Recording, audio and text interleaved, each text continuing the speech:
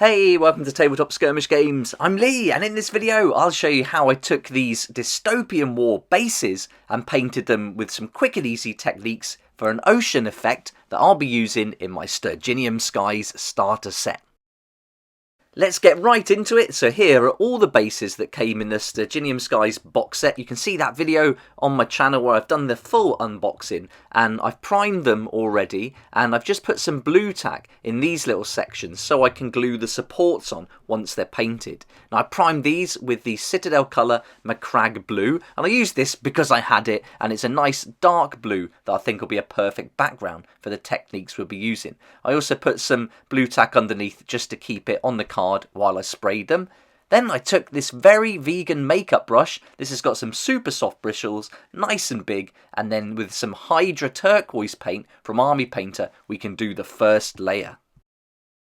I put some paint onto just a little bit of plastic film, and then I'm going to get the paint worked into all the bristles of this makeup brush. Now I'm going to use some kitchen roll just to work that in, make sure it's right in there. I'm not trying to get it all off. It's going to be quite a heavy dry brush, not so much an overbrush, but a heavy dry brush. So I'm going all over the models, and you're not going to see an awful lot of the effect at this stage, but it'll come through later on when we put more layers on. But basically you can see I'm just going over it all, being really rough and ready, trying to catch all that texture, working it in a bit rougher in other areas. And we almost want it to be patchy because we're looking down on the ocean, which isn't a solid colour, and so we want that patchiness to come through. This is great news because we can be really quick and rough at this stage. Here's the side by side. It's a little bit different, but again, it's all going to come through in the final couple of stages of this paintwork.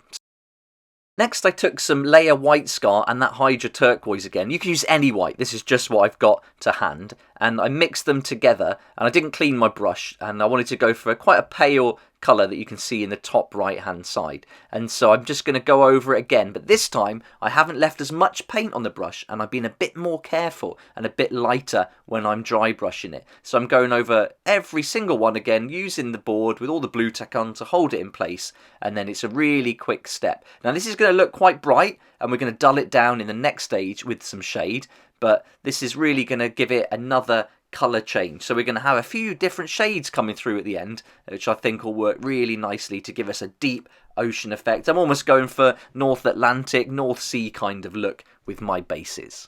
If you want to go with something a bit more like the Caribbean, then I'd probably go a bit heavier on the base. I'd probably do a solid base of like a teal or a turquoise, but rather than the Macragge blue, or at least base it with Macragge blue and then do a couple of coats of solid turquoise over it. But I want to go for a nice North Atlantic dark blue green look.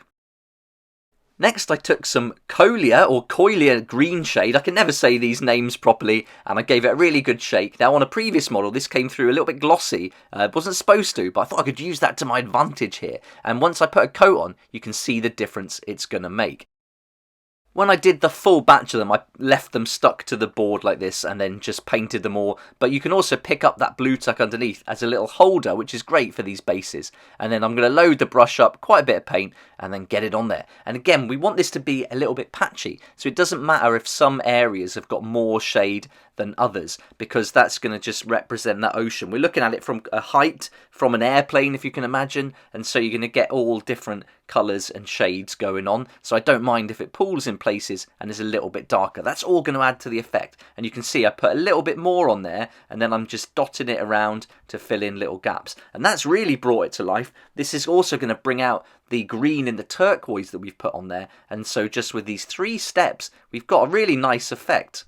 This will take a little bit longer to dry than the previous stages we've done, so I left it an hour or so just to really make sure, because we've got to do one more dry brushing step at the end. But at this stage I was really happy. That Coilia green shade really brought the effect to life. So yeah, you don't want it blue, you want it like a turquoisey green, the ocean. I think it makes a much better, more like realistic, dare I say, effect. And I think if you were trying different effects, maybe you wanted a nighttime ocean, you might go with something a little bit darker. Maybe Drakenhof Nightshade would be a good one. That would make things a lot darker and deeper and richer. But maybe if you're going for something like Antarctica, I'd definitely go with lighter effects and then use maybe something like a thematic blue, a much paler over the top, and see how that works. For murky waters, you might want to introduce some Agrax Earthshade and mix that, blend it together with the Coilia green shade. That might be nice. So here we go, these have been left to dry completely now. There's a little bit of gloss going on there, and so that's almost going to add to the effect of the light reflecting off some of the waves in places. But if you wanted to dull that down, and if that happens to you, you can just use any kind of medium over the top and it will certainly get rid of it. But I want to add a little bit more texture to the waves. I want a bit more white on there. So I want to bring out some of the texture that's on the base. And so to do that, we'll just do one more stage, which is a dry brush stage.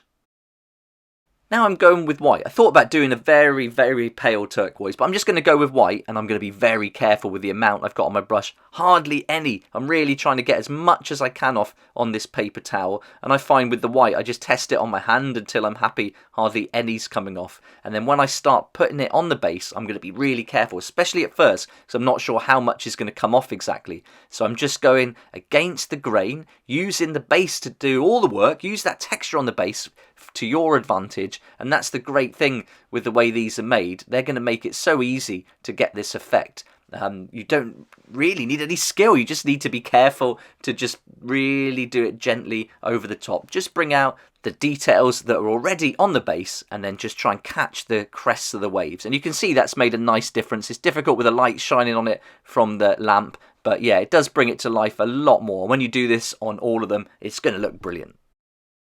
When all the paints have dried, you can take the blue tack off, and then that's a nice clean plastic area to solidly glue on the little stands for your vessels.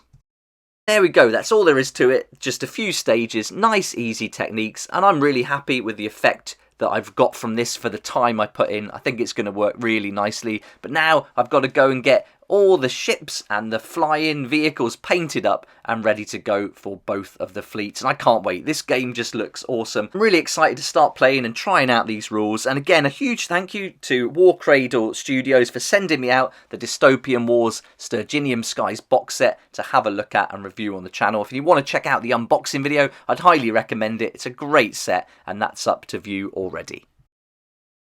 I'll put links below to where you can find this game with some great discounts, and also a link to the Dystopian Wars website so you can find out more about the game, have a look at the different factions and all the rules there. A really great resource for the game. And I'd love to hear what you think about this video and this painting technique, and let me know what kind of ocean technique you would go for. Would you go for more Caribbean look, or do you like the darker effect that I've done here? Can't wait to read your comments, but for now, thanks so much for watching. If you liked the video, please hit the like button, subscribe for more videos like this, and don't forget to hit that notification bell too to join me here next time on Tabletop Skirmish Games.